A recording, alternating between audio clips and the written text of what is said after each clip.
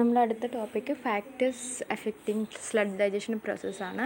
അപ്പോൾ നമുക്കറിയുന്നത് പോലെ തന്നെ സ്ലഡ് ഡൈജഷൻ ഒരു കെമിക്കൽ പ്രോസസ്സാണ്. അപ്പോൾ അതിനെ എഫക്റ്റ് ചെയ്യുന്ന ഫാക്ടേഴ്സ് നമ്മൾ എപ്പോഴും പഠിക്കുന്നതാണ്. ടെമ്പറേച്ചർ, pH വാല്യൂ, പിന്നെ seeding with digested sludge and mixing and stirring with raw sludge with digested sludge. ഇതൊക്കെയാണ് factors affecting sludge digestion process. അപ്പോൾ നമുക്ക് ഓരോന്നും ഡീറ്റെയിൽഡായിട്ട് നോക്കാം. നെക്സ്റ്റ് സ്ലൈഡിൽ നിങ്ങൾക്ക് കാണാം ടെമ്പറേച്ചറിൻ്റെ എഫക്റ്റ്, എങ്ങനെയാണ് ടെമ്പറേച്ചർ സ്ലഡ്ജ് ഡൈജഷനെ എഫക്റ്റ് ചെയ്യുന്നതെന്നാണ്. അപ്പോൾ ഒരു കെമിക്കൽ പ്രോസസ്സ് എപ്പോഴും നമ്മൾ പഠിക്കാറുള്ളത് എന്താണ്, ടെമ്പറേച്ചർ ഇൻക്രീസ് ചെയ്യുമ്പോൾ ഡൈജഷൻ പ്രോസസ്സ് ഫാസ്റ്റ് ആവും അല്ലേ. ഇവിടെ അതേപോലെ തന്നെയാണ് സ്ലഡ്ജ് ഡൈജഷൻ്റെ rate with increase in temperature sludge ഡൈജഷൻ്റെ റേറ്റ് ഇൻക്രീസ് ചെയ്യും. ഓക്കെ, ഇവിടെ നിങ്ങളൊരു ഗ്രാഫ് കാണുന്നുണ്ടോ? ക്ലിയർ ആയിരിക്കും, നിങ്ങൾക്ക് കിട്ടിയ പേപ്പറിൽ ഇത് ക്ലിയർ ആയിരിക്കും.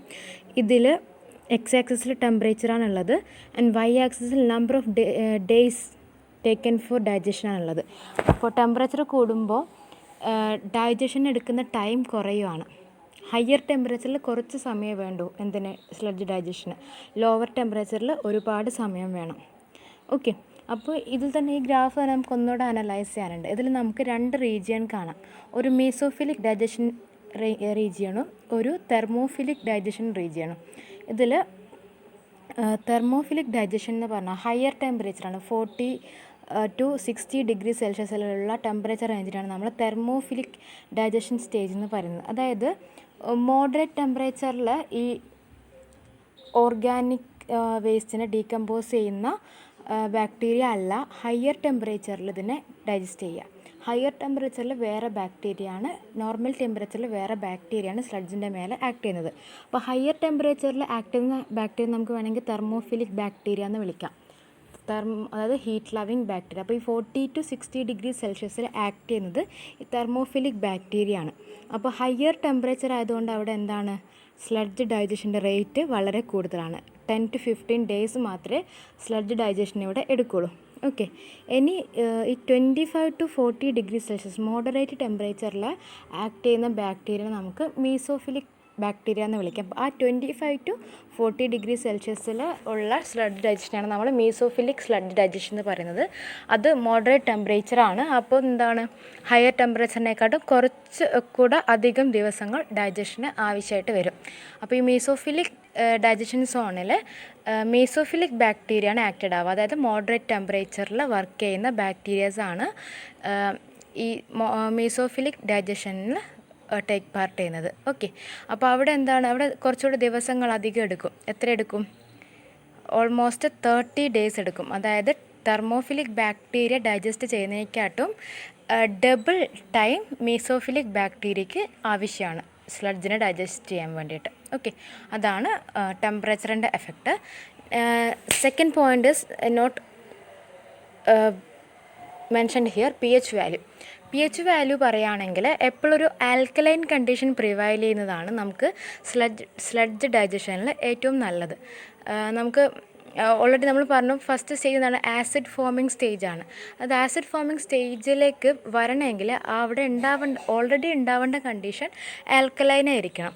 ഒരു 7.2 to 7.4 റേഞ്ചിലൊക്കെയാണ് pH എങ്കിൽ ആണ് നമ്മുടെ സ്ലഡ്ജ് ഡൈജഷൻ നന്നായി നടക്കുക. ഒരിക്കലും ആസിഡിക് കണ്ടീഷനിലേക്ക് നമ്മുടെ സ്ലഡ്ജ് പോകരുത്. ആസിഡിക് കണ്ടീഷനിലേക്ക് സ്ലഡ്ജ് പോവുകയാണെങ്കിൽ അവിടെ സ്ലഡ്ജ് ഡൈജഷൻ്റെ റേറ്റ് വളരെ വളരെ കുറവായിരിക്കും. ഓക്കെ, അതാണ് pHൻ്റെ എഫക്റ്റ്.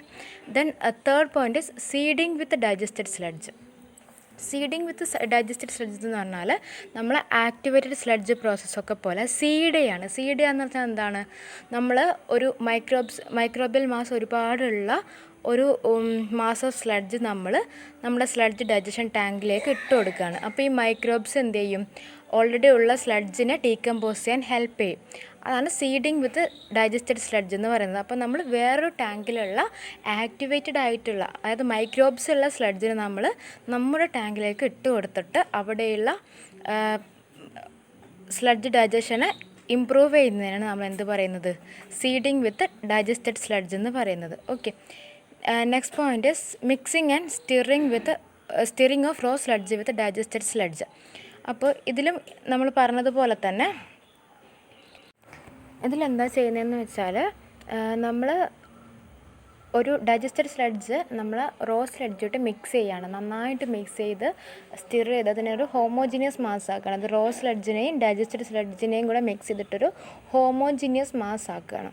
അങ്ങനെ ആകുമ്പോൾ നമുക്ക് എന്താ അഡ്വാൻറ്റേജ് എന്ന് വെച്ചാൽ ഈ ഡൈജസ്റ്റഡ് സ്ലഡ്ജിലുള്ള മൈക്രോബ്സിന് കൂടെ തറോ മിക്സിങ് ചെയ്തിട്ട് നമുക്ക് എന്ത് ചെയ്യാം, ഈ നമ്മുടെ സ്ലഡ്ജിൻ്റെ ഡൈജഷൻ റേറ്റ് കൂട്ടാൻ പറ്റും. അപ്പോൾ ഈ പ്രീവിയസ് പോയിൻറ്റും ഇതും തമ്മിലുള്ള ഡിഫറൻസ് എന്താണെന്ന് വെച്ചാൽ, പ്രീവിയസ് പോയിൻറ്റ് നമ്മളൊരു കെമിക്കൽ ആഡ് ചെയ്യുന്നത് പോലെ സീഡ് ചെയ്യാണ്. ജസ്റ്റ് നമ്മൾ ഡൈജസ്റ്റഡ് സ്ലഡ്ജ് ഇതിലേക്ക് ഇട്ട് കൊടുത്തിട്ട് ആ മൈക്രോബ്സ് ഇതിൽ ആക്ട് ചെയ്തിട്ട് റേറ്റ് കൂട്ടുക എന്നുള്ളതാണ്. പിന്നെ ഇവിടെ ഈ മിക്സിങ് ആൻഡ് സ്റ്റിറിങ് നടക്കുമ്പോൾ കംപ്ലീറ്റ് മിക്സിങ് അപ്പാണ് വരുന്നത്. ഡൈജസ്റ്റഡ് സ്ലഡ്ജും പിന്നെ റോ സ്ലഡ്ജും തമ്മിലുള്ള കംപ്ലീറ്റ് മിക്സിങ് അപ്പാണ് ഇവിടെ വരുന്നത്. അപ്പോൾ എന്താണ്, അവിടെ ഒരു ഹോമോജിനസ് മാസ് ഫോം ചെയ്യും. അപ്പോൾ അങ്ങനെ ഒരു കംപ്ലീറ്റ് മിക്സിങ് വരുമ്പോൾ ഈ ഡൈജസ്റ്റഡ് സ്ലഡ്ജിലുള്ള മൈക്രോബിയൽ മാസിന് എല്ലായിടത്തും എത്തിച്ചേരാൻ പറ്റും. അപ്പോൾ ബെറ്റർ ഡീകമ്പോസിഷൻ നടക്കും ഇവിടെ. അപ്പോൾ സീഡിങ് വിത്ത് ഡൈജസ്റ്റഡ് സ്ലഡ്ജ് എന്നുള്ള പോയിന്റ് എക്സ്പ്ലെയിൻ ചെയ്യണം. അവിടെ നമ്മൾ എത്ര എമൗണ്ട് സീഡ് ചെയ്യുന്നു, അതിൽ എത്ര മൈക്രോബ്സ് ഉണ്ട്, ഇതിനെയൊക്കെയാണ് നമ്മളെ ഡൈജഷൻ റേറ്റ് ഡിപ്പെൻഡ് ചെയ്യുന്നത്. ഈ mixing and stirring of raw sludge with digested sludge എന്നുള്ള പോയിന്റ് എക്സ്പ്ലെയിൻ ചെയ്യുകയാണെങ്കിൽ അതിൽ എന്തുമാത്രം എമൗണ്ട് ഓഫ് ഹോമോജിനിറ്റി ആ മിക്സിനുണ്ട്, എന്തുമാത്രം മിക്സിങ് അപ്പോൾ അവിടെ നടന്നിട്ടുണ്ട്, ഇതിനൊക്കെയാണ് നമ്മുടെ sludge digestion rate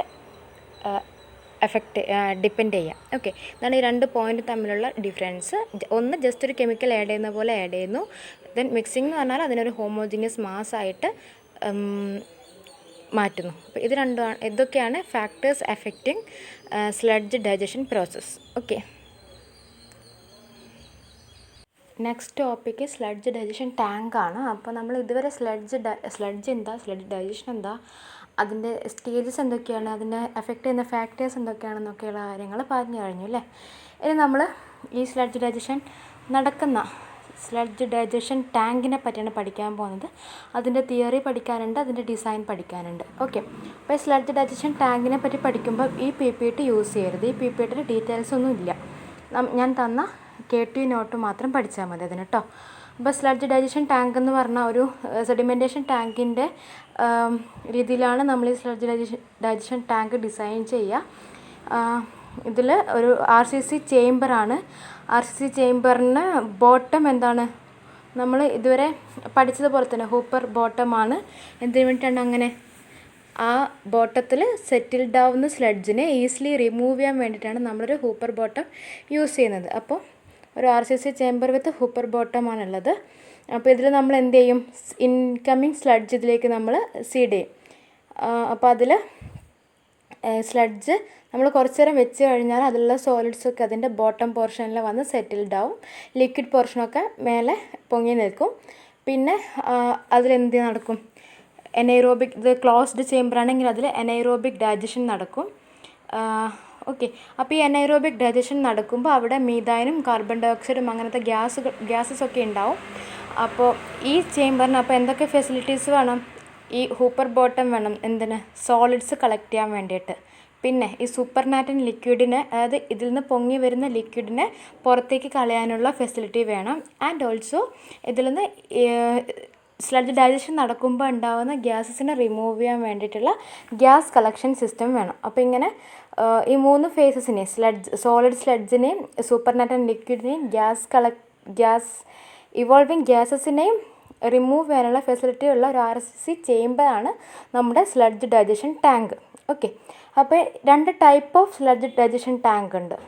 conventional or law rate ടാങ്കും പിന്നെ ഹൈ റേറ്റ് ടാങ്കും. നമ്മൾ ആക്ടിവേറ്റഡ് സ്ലഡ്ജല്ല, അതിൻ്റെ മുന്നേ ട്രിക്ലിംഗ് ഫിൽറ്റർ പറയുമ്പോൾ നമ്മൾ ഇതേ കാര്യം പറഞ്ഞായിരുന്നു, ലോ റേറ്റ് ട്രിക്ലിംഗ് ഫിൽറ്ററും ഹൈ റേറ്റ് ട്രിക്ലിംഗ് ഫിൽറ്ററും. അപ്പോൾ ഈ ലോ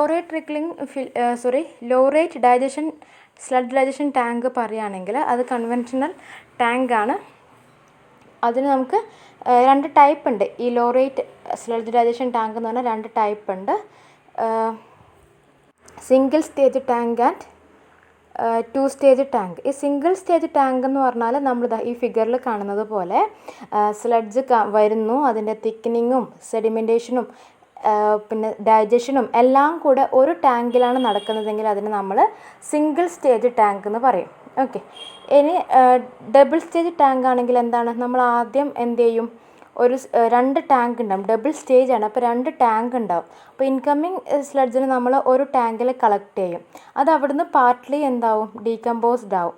എന്നിട്ട് നമ്മൾ അതിൻ്റെ സൂപ്പർനാറ്റൻ ലിക്വിഡൊക്കെ കളഞ്ഞ് അതിനെ നമ്മൾ സെക്കൻഡറി ടാങ്കിലേക്ക് അതിനെ കൺവേർട്ട് ചെയ്യും. സെക്കൻഡറി ടാങ്കിലാണ് അതിൻ്റെ ബാക്കി ഡൈജഷൻ നടക്കുന്നത്. അങ്ങനെ 2 സ്റ്റേജായിട്ട് ഡൈജഷൻ നടക്കുകയാണെങ്കിൽ അതാണ് നമ്മൾ double stage sludge digestion tank എന്ന് പറയും.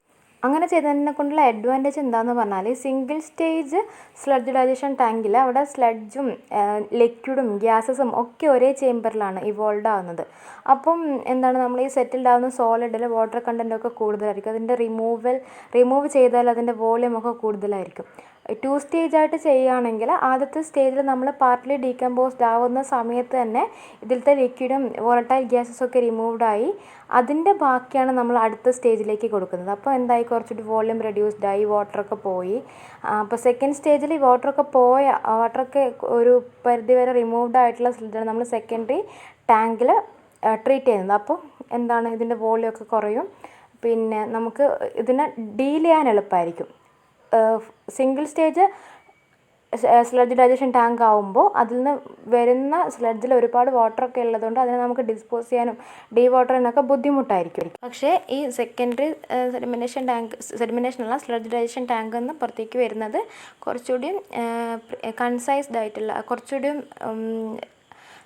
വാട്ടറൊക്കെ കുറവുള്ള സ്ലഡ്ജായിരിക്കും. അപ്പോൾ അതിനെ നമുക്ക് ഡീവാട്ടർ ചെയ്ത് എളുപ്പത്തിൽ ഡ്രൈ ചെയ്തിട്ട് ഇൻസിനറേറ്റ് ചെയ്യുകയോ അങ്ങനെ അല്ലെങ്കിൽ ഡിസ്പോസ് ചെയ്യുകയോ ചെയ്യാം. ഓക്കെ. ഇനി high rate sludge digestion tank എന്ന് പറഞ്ഞാൽ അതിൽ റേറ്റ് ഓഫ് ഡൈജഷൻ കൂടുതലായിരിക്കും. അതിന് നമുക്ക് എന്ത് വേണമെങ്കിലും ചെയ്യാം. നമ്മൾ നേരത്തെ പറഞ്ഞതുപോലെ ടെമ്പറേച്ചർ കൂട്ടാം, അല്ലെങ്കിൽ ഡൈജസ്റ്റഡ് സ്ലഡ്ജ് ഇതിലേക്ക് ആഡ് ചെയ്യാം. അങ്ങനെ റേറ്റ് ഓഫ് സ്ലഡ്ജ് ഡൈജഷൻ കൂടുതലുള്ള സ്ലഡ്ജ് ഡൈജഷൻ ടാങ്കിനെയാണ് നമ്മൾ എന്ത് പറയുന്നത്, high rate sludge digestion tank എന്ന് പറയുന്നത്. ഓക്കെ. അപ്പോൾ ഇത്രയാണ് ഇതിൻ്റെ സ്ലഡ്ജ് ഡൈജഷൻ ടാങ്കിൻ്റെ ഡിസൈനിലല്ല തിയറിയിൽ പറയാനുള്ളത്. ഇനി നമുക്കിതിൻ്റെ ഡിസൈൻ പഠിക്കാനുണ്ട്. ഓക്കെ. അപ്പോൾ എന്തൊക്കെയാണ് നമ്മൾ തിയറിയിൽ പഠിക്കുക, സ്ലഡ്ജ് ഡൈജഷൻ ടാങ്ക് എന്താണ് RCC ആണ്, അങ്ങനത്തെ കാര്യങ്ങളൊക്കെ പഠിക്കുക. അതിൻ്റെ ഫിഗർ പഠിക്കുക. പിന്നെ അതിന് എന്തൊക്കെ സിസ്റ്റം വേണം, ലിക്വിഡ് കളക്ട് ചെയ്യാനുള്ള സിസ്റ്റം, ഗ്യാസ് കളക്ട് ചെയ്യാനുള്ള സിസ്റ്റം, ഈ സ്ലഡ്ജ് കളക്ട് ചെയ്യാനുള്ള സിസ്റ്റം, അതൊക്കെ വേണം. 2 ടൈപ്പ് ഉണ്ട്, അതിൻ്റെ കാര്യങ്ങളൊക്കെ പഠിക്കുക. അഡ്വാൻറ്റേജും ഡിസഡ്വാൻറ്റേജും ഇതിൽ കൊടുത്തത് പഠിക്കണ്ട, ഈ PPTയിൽ കൊടുത്തത് പഠിക്കണ്ട. നിങ്ങൾ KTU നോട്ട്സ് നോക്കിയിട്ട് പഠിച്ചാൽ മതി. ഓക്കെ.